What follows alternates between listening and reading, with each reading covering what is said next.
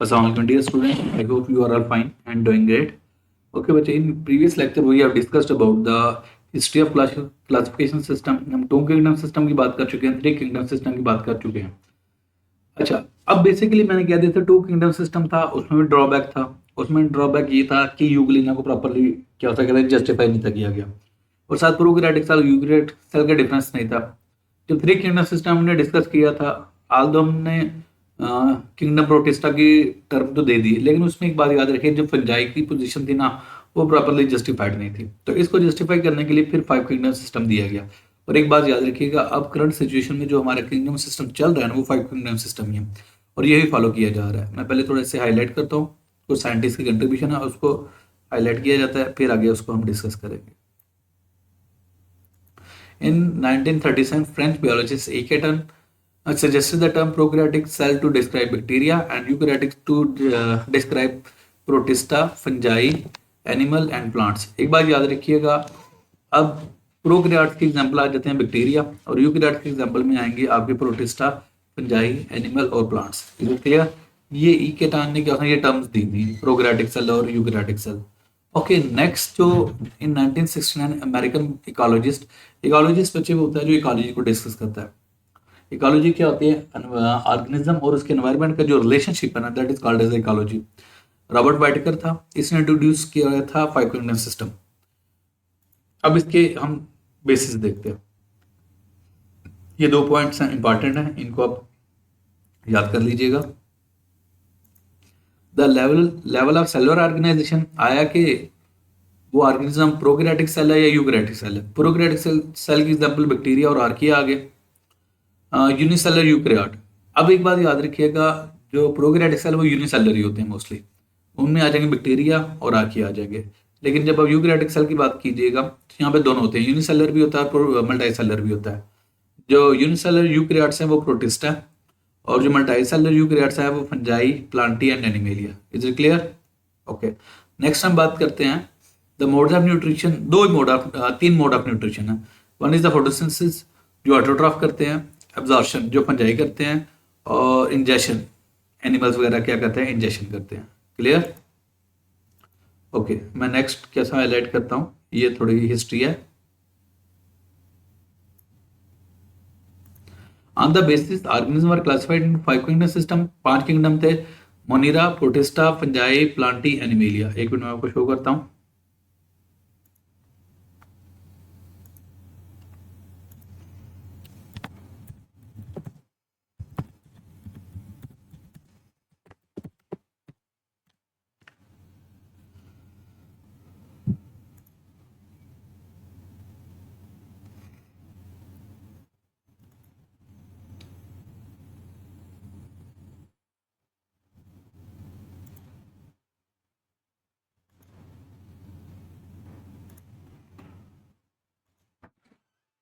ये 5 kingdom system है. इस 5 किंगडम सिस्टम में देखें, प्रोटिस्टा बैक्टीरिया को आप कह सकते हो मोनिरा, इस किंगडम का नाम मोनिरा है. फंजाई है, प्लांटी है, एनिमेलिया है. यहाँ पे एग्जांपल्स दे दी गई हैं.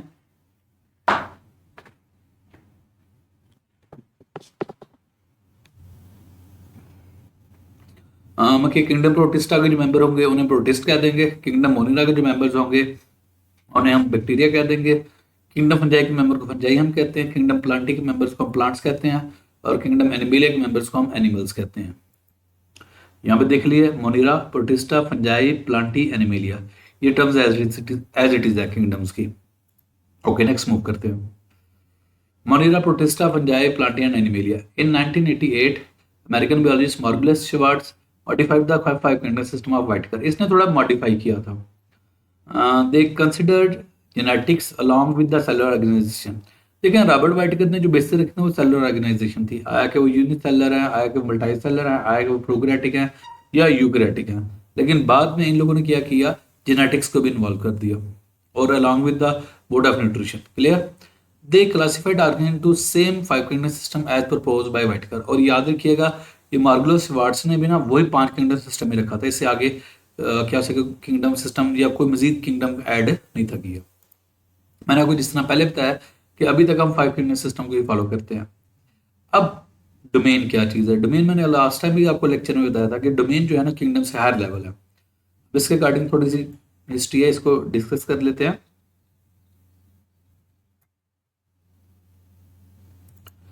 Three domain classifications. In 1977, American microbiologist Carl Weiss added a taxon domain.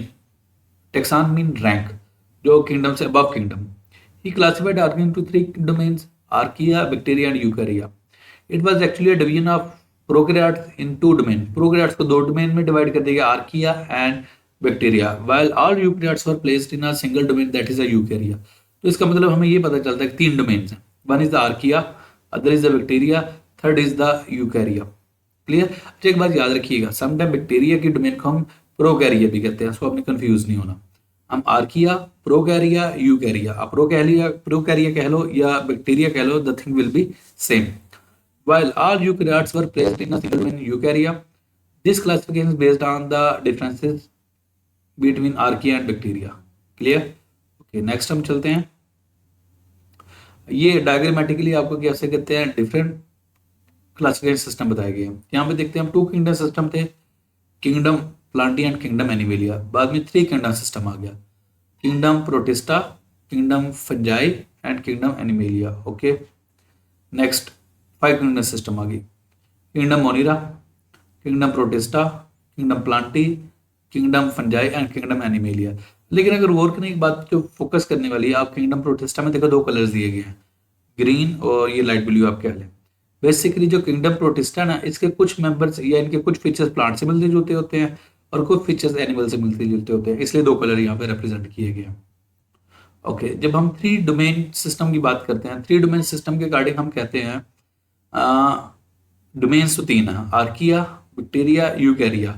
अब ये भी कैसे, आर्किया, प्रोकैरिया एंड यूकैरिया। लेकिन अगर मैं उसकी बात करूँ किंगडम्स की, किंगडम आर्कियोबैक्टीरिया अभी तक इतना वाइडली एक्सेप्टेड नहीं है। Okay, kingdom Eubacteria, kingdom Protista, kingdom Plantae, kingdom Fungi, kingdom Animalia. ये आपके कैसा किंगडम सिस्टम है जो थ्री डोमेन के अकॉर्डिंग चल रहा है। क्लियर। लेकिन सबसे ज्यादा जो most widely accepted that is the kingdom Monera, kingdom Protista, kingdom Fungi, kingdom Plantae and kingdom animalia.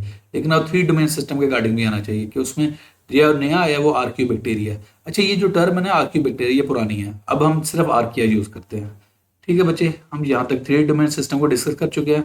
Next यहाँ तक आपका जो भी क्वेश्चन हो, you can ask in the comment section. Thank you.